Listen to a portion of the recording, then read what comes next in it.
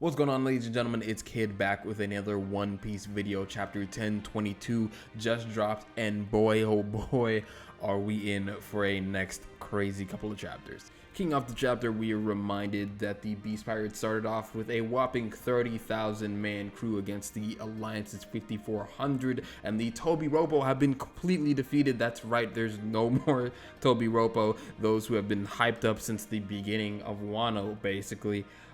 Page 1, Ulti, Who's Who, Sasaki, Black Maria, and X-Drake, who has switched sides. The Tobi-Roppo are decimated, so we're probably not going to be seeing anything else from them for the rest of the arc.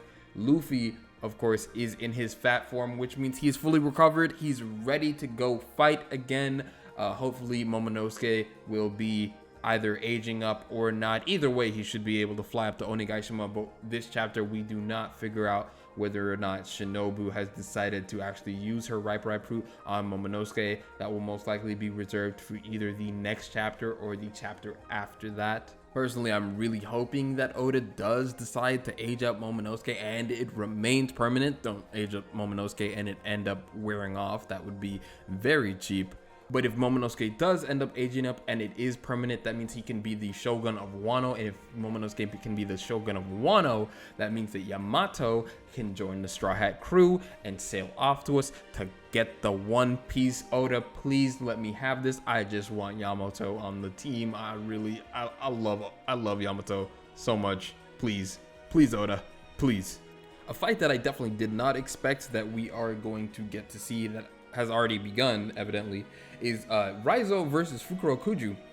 Fukurokuju being the right hand of Orochi, basically being a previous retainer of the Kozukis and the other shoguns of Wano. He pledges that his allegiance is to whoever the Shogun of Wano is, so we understand now why he decided to not follow the samurai and, you know, avenge Odin.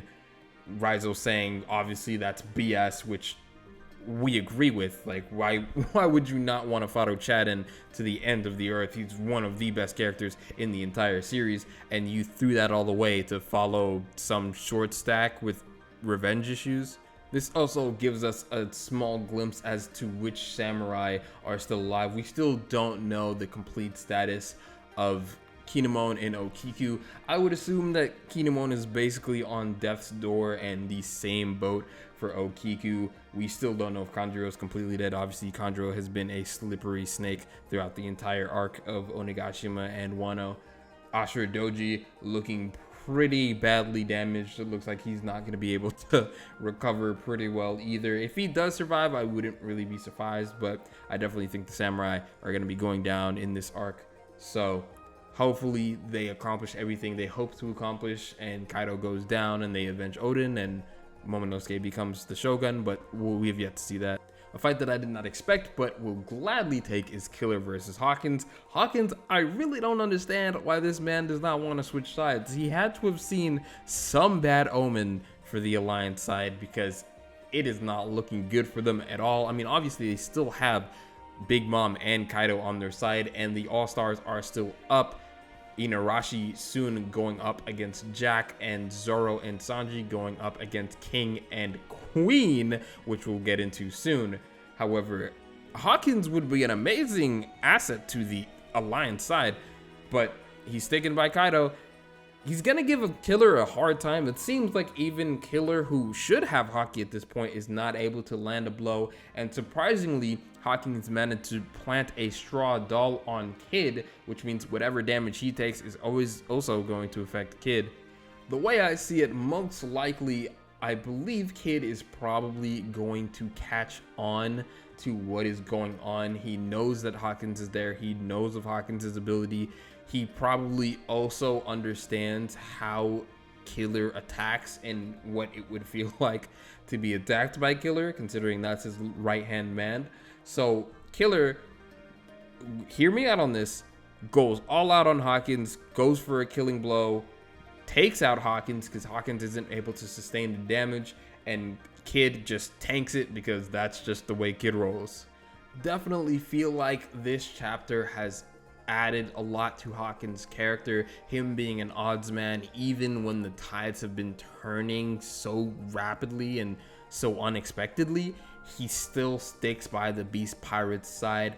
So maybe he sees something. I hope Oda doesn't forget about him and he gives us a little bit of insight, maybe at the end of the battle when everything is said and done, whether we win or lose. Hawkins gives us the statistics along with CP0, who have been obviously watching from the shadows as well.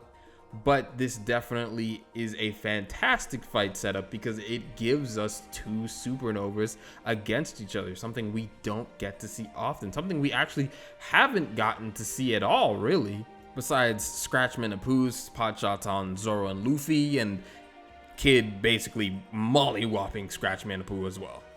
Now, the meat and potatoes of this chapter, the moment we've been waiting for since these characters got revealed. King and Queen are on the main floor causing havoc. Everything's on fire. They're punishing the Beast Pirates for betraying them, the Gifters more specifically, and surprisingly, Marco looks ghastly. He's out of energy. He's been taken, honestly, Marco, top contender for MVP this entire battle. Obviously, we haven't seen a lot of what he's been doing, but he's most likely been healing a lot. It probably takes him out of him, considering his flames have healing properties. He's been fighting with King, he's been fighting with Queen, he's been making sure that nothing gets interrupted. And Zoro, who's still in his bandages, is getting targeted because they know that if Zoro gets free, they're in trouble because he is an absolute monster this arc. And Sanji, God, I love Sanji, the Chad he is, holding off Queen as Perospero, the native pirate he is, getting ready to send out a cheap shot, snipe him. Nekomamashi comes out of the woodworks and says, boy, I got beef. And this is why I love Oda, because that's basically coming in full circle. Perospero is the reason Pedro died. Hopefully stays dead. Will of P, don't let it happen, Oda. Keep Pedro dead. You know you need it. And he takes out Perospero, and he, well, doesn't take him out. He escorts him outside and sets up another fight. And as things are looking pretty grim because King and Queen have their sights set out on Zoro, they're about to blast them. Marco gets up out of the woodworks, blocks their attack, giving Zoro and Sanji enough time to land an Onigiri and a Diable Jumbo. Ladies and gentlemen, we have our highlight match, at least to me, because Kaido versus Luffy is gonna be great, don't get me wrong. Kid and Law versus Big Mom, Kid and Mom versus Big Mom. But this is something we've been waiting for so long, ever since Ring Island. Zoro and Sanji have not worked together in years.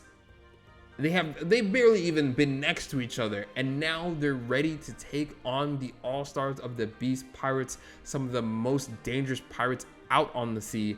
And Zoro, being on a time limit, he has to do it within however many long he has left. Sanji, the Chad he is, he's got his raid suit still. Hopefully he still has a lot of energy, definitely doing a lot better than Zoro, but he has been defending against Queen a lot. But this is just going to be such a pivotal fight for the two characters. They're the right hand and the left hand men of the Pirate King. They need to win this fight to absolutely solidify the fact that Luffy is going to be the Pirate King. It is basically prophesized, and they are determined to make sure that that happens. And I love Oda for this, because this just, after waiting for Zoro, all the BS with Chopper and his old man form and the medicine which came out of left field and all the running around, this is what we wait for. This is the main entree of this arc this is one of the big fights. We had a little glimpse of it with Zoro, Kid, Law, and Luffy on the roof dome with Big Mom and Kaido, but this is what we knew was coming, and I can't wait. This chapter really got me hyped up after having that break. 8.5 out of 10, most definitely. In terms of setup chapters, we've already had so many fights the past few chapters. Robin versus Black Maria, Sasaki versus Frankie, who's versus Jinbei. But just Oda's in his bag, trust me. Guys, that's gonna be it for me. I was trying out something new. I really wanted to be able to put out these little reviews in case I don't get my reaction on camera for the chapters. I hope you guys like it. So if you did like it, make sure you hit that like button. Make sure you subscribe so you get notified when I release a video. And so you do get notified, make sure you hit that bell button and comment what I should do next. If you like these videos or if you have any criticisms, please let me know. Please hit me up on all of my socials. I'm TWGKidd on everything. I'm TWG on Twitch. So if you do want to see me do live reactions, definitely make sure you follow me on Twitch and check me out. I'll be putting a lot more content. I have more One Piece videos in the woodwork. I have a very special video coming up for you guys, and I hope you guys enjoy that one, and I will catch you guys in the next one.